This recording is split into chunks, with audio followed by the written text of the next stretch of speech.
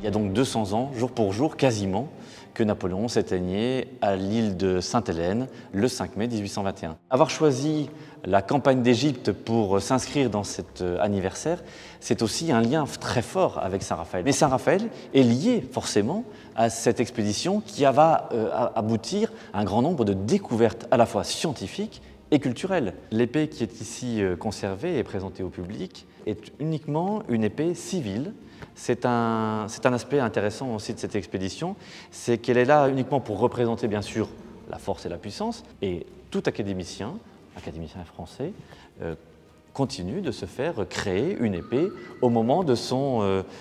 arrivée en poste, donc lorsqu'il est accueilli sous la coupole. C'est exactement ce qui a été fait en Égypte. Chef-d'œuvre vraiment et entreprise éditoriale incroyable en ce début du XIXe siècle. Cette description de l'Égypte, avant même d'être empereur, il lance cette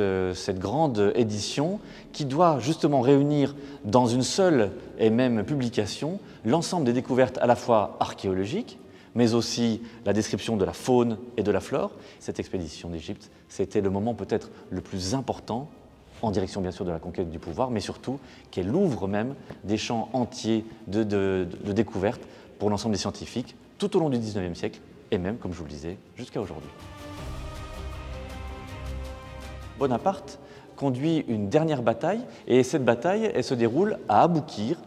Et à partir de cette victoire, comprenant que maintenant son épopée pouvait s'écrire différemment, eh bien Bonaparte choisit de rentrer en France, et il va le faire avec une petite escale, on le sait, en Corse, mais ensuite il arrive ici, à Saint-Raphaël, où il débarque à bord de ce navire, de cette frégate, la Muiron,